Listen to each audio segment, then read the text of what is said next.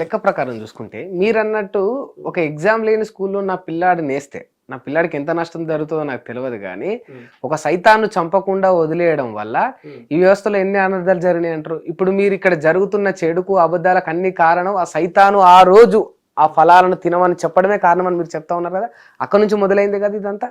మరి ఎన్ని అనర్థాలు జరుగుతూ ఉన్నాయి ఇక్కడ జరుగుతున్న చెడు, ఇక్కడ కొనసాగుతున్న అనర్థాలు, ఇవన్నీ రకరకాల మతాలు, రకరకాల కులాలు, ఈ ఘర్షణలు, ఇవన్నీ కూడా కారణం మరి అపవాదే కదా. మరి పరోక్షంగా దీని అంతటికి కారకుడు యేసు ప్రభువు కాడా అతన్ని వదిలేసినందుకు? కాదు, నేను మరలా చెప్తున్నాను. అక్కడ ఆ ఫలాన్ని తినమని అపవాది చెప్పినప్పుడు అపవాది ప్రేరేపించింది, కానీ ప్రేరేపణకు లోబడింది మానవుడు.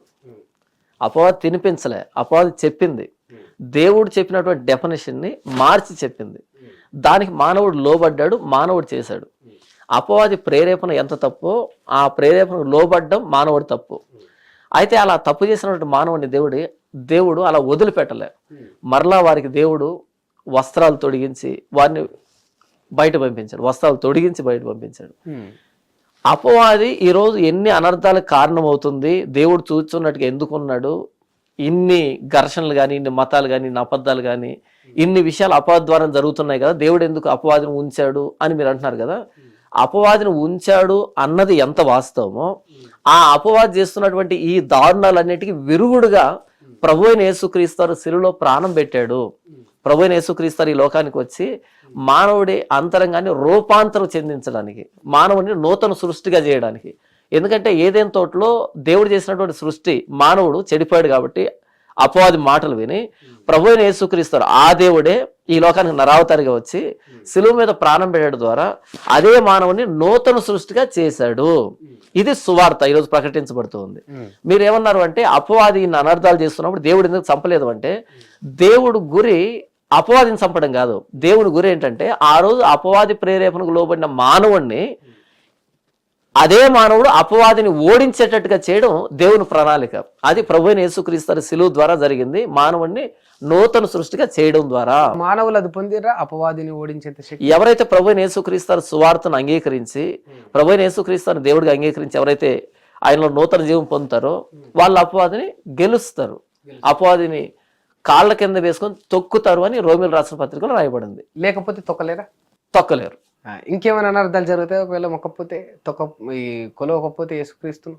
ఇంకా ఇంతకు మించిన అనర్థం ఏముండదు. మానవుడికి తన జీవితం ఏంటో తనకు అర్థం కాదు.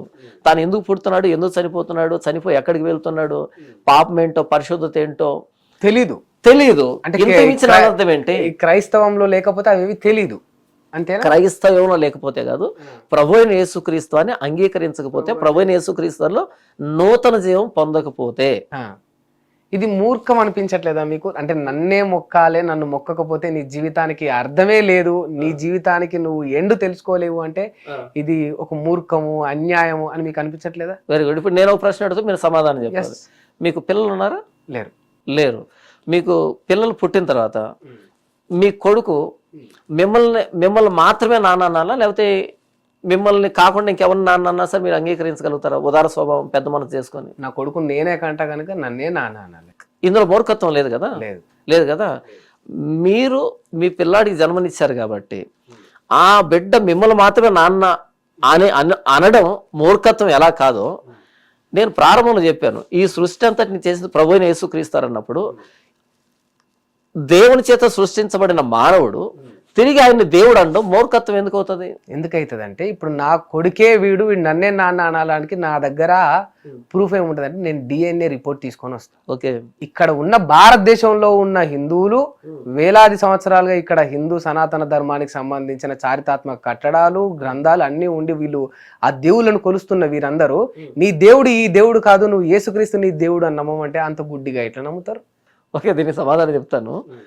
మీరు DNA టెస్ట్ అన్నారు కదా, DNA టెస్ట్ అన్నారు కదా, బైబిల్ ఒక మాట రాయబడింది, నీతిమంతులు లేడు ఒక్కడు లేడు అని. నీతిమంతులు లేడు ఒక్కడు లేడు, ఏ భేదము లేదు, అందరూ పాపం చేసి దేవుడు అనుగ్రహించే మహిమను పొందలేకపోతున్నారు అని. నీతిమంతులు లేడు ఒక్కడు లేడు, ఏ భేదం లేదు, అందరూ పాపం చేశారని. ఇది DNA, మానవ DNA. అది భారతదేశం కావచ్చు, పాకిస్తాన్ కావచ్చు, అమెరికా కావచ్చు, ఆస్ట్రేలియా కావచ్చు, ప్రపంచంలో ఎక్కడైనా సరే, ఏ ప్రాంతం అయినా సరే, మీకు పుట్టిన బిడ్డకి మీ డిఎన్ఏ ఎలాగైతే ఉంటుందో అలాగే మొత్తం ప్రపంచాన్ని మీరు తిరిగినప్పుడు ప్రతి మానవుడు పాపే. డిఎన్ఏ ప్రతి మానవుడు పాపే. ఈ పాపాన్ని నుంచి మానవుని విడిపించడానికి వచ్చాను అని చెప్పిన ఏకైక దేవుడు ప్రభువైన యేసుక్రీస్తు. అంటే పుట్టుకతోటే మానవులందరూ పాపులా? పుట్టుకతో పాపులు, జన్మతః పాపులు, కర్మతః పాపులు. జన్మతః పాపులు, కర్మతః పాపులు. కాబట్టి ఏంటంటే మీ డిఎన్ఏ మీ బిడ్డకి ఎలా వస్తుందో అలాగే ప్రపంచ మానవులందరికీ, వాళ్ళు ఏ మతం కానీ, ఏ కులం కానీ, ఏ ప్రాంతం కానీ, ఏ దేశం కానీ, ఏ కాలం కానీ, ప్రతి మానవుడు పాపి. ఏ భేదం లేదు, అందరూ పాపం చేసి దేవుడు అనుగ్రహించమని పొందలేకపోతున్నారు. నీతిమంతులు ఒక్కడు లేడు. ప్రభువైన యేసుక్రీస్తు ఎందుకు ఈ లోకానికి వచ్చాడు అంటే పాపులను రక్షించుటకు. ఒకవేళ భారతదేశంలో పాపులు లేకపోతే కనుక భారతదేశం ప్రభువైన యేసుక్రీస్తు అక్కర్లేదు. లేదు భారతదేశంలో మేము పాపులమి అని అంటే గనక ఖచ్చితంగా ప్రభువైన యేసుక్రీస్తు భారతదేశం కూడా దేవుడే. ఈ ప్రపంచంలో మీరు ఎక్కడైనా వెళ్ళండి, మాలో పాపం లేదు అని చెప్పేవాడేవాడు ఈ ప్రపంచంలో లేడు.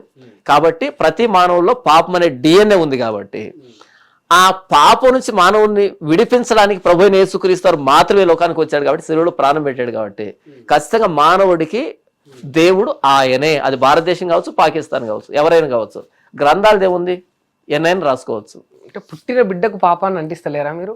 అన్యం పుణ్యం తెలియని ఒక పుట్టిన పసిబిడ్డకు పాపాన్ని అంటిస్తలేరా? ఓకే, ఈ మాటల ద్వారా. ఓకే, అన్యం పుణ్యం తెలియనటువంటి బిడ్డకి పాపాన్ని ఆపాదిస్తలేరా అని అంటున్నారు కదా. నాన్నకి అమ్మకి ఇరువురికి హెచ్ఐవి ఉంది. నాన్నకి అమ్మకి ఇరువురికి హెచ్ఐవి ఉంది. పుట్టే బిడ్డకి మనం హెచ్ఐవిని ఆపాదించాలనా, లేకపోతే ఆ బిడ్డకి హెచ్ఐవి ఉందని మనం చెబుతున్నామా? వస్తుంది ఉంటే ఒకవేళ కాదు, నేను చాలా క్లారిటీగా చెప్పాను. నాన్నకి హెచ్ఐవి ఉంది, అమ్మకి హెచ్ఐవి ఉంది. పుట్టే బిడ్డకి హెచ్ఐవి ఉంటుందా లేకపోతే మనం ఆపాదిస్తున్నామా? ఉంటది, వస్తుంది ఇంకా కదా. అదే కదా మేము చెప్తున్నాం. బైబిల్ అదే చెప్తూ ఉన్నది, నేను పాపంలో పుట్టిన వాడును, పాపంలోనే నా తల్లి నన్ను గర్భం ధరించను అని. హెచ్ఐవి మనుషులందరికీ ఉండదు. ఎగ్జాంపుల్ నేనేమంటున్నాను అంటే లోకంలో పుట్టే ప్రతి బిడ్డకి హెచ్ఐవి ఉంటుందని నేను చెప్పలే. నాన్నకి హెచ్ఐవి ఉంది, అమ్మకి హెచ్ఐవి ఉంది, బిడ్డకి హెచ్ఐవి మనం ఆపాదిస్తున్నామా, నిజంగా ఉండే విషయం చెబుతున్నావా అనే విషయం చెప్పాను. చాలా క్లారిటీ చెప్పాను. అందరి బిడ్డలకు వస్తుందని నేను చెప్పట్లేదు. కానీ బైబిల్ ఏం చెప్పిందంటే ఆదాం పాపం చేశాడు, హవ్వ పాపం చేశారు, ఇరువురు పాపం చేశారు. ఇరువురు పాపం చేస్తే పుట్టే బిడ్డ పాపం లేనివాడుగా పుడతా, పాపం ఉన్నవాడుగా పుడతాడు. అంటే తల్లిదండ్రులు చేసిన పాపానికి పిల్లలకు కూడా పాపం అంటుకుంటుందా ఏంటి? తల్లిదండ్రులు పాపం చేస్తే ఇప్పుడు నేను షెడ్డోని, అవును, నాకు కొంచెం